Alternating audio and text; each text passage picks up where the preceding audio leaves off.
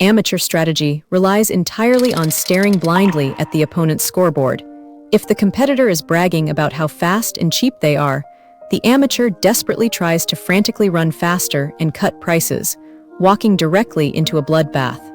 True absolute power requires the definition theft, the terrifyingly subversive realization that good and bad are not laws of physics.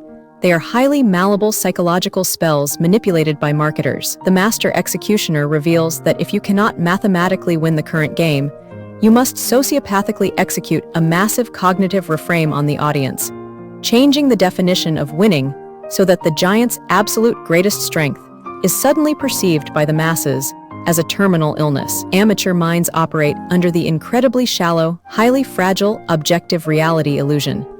When an amateur enters a market, they accept the current definition of success.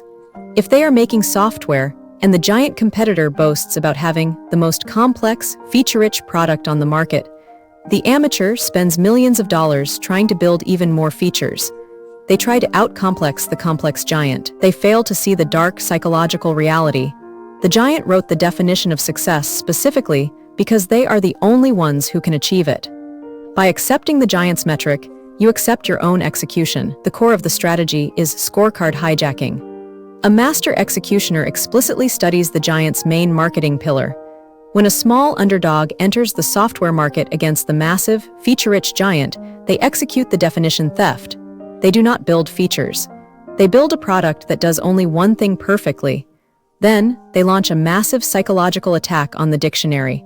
They rebrand feature-rich as bloated, confusing, slow, and overly complicated.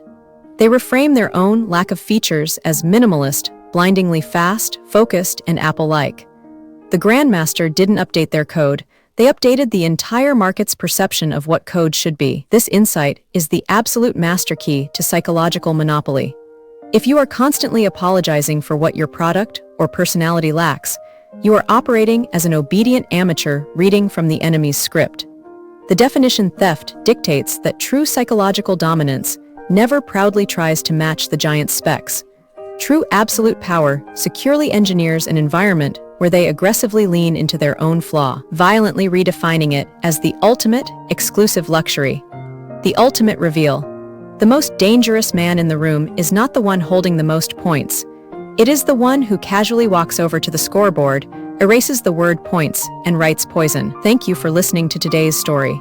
I hope something in it stayed with you, perhaps a new way of seeing the world, or a quiet confirmation of something you already felt deep down.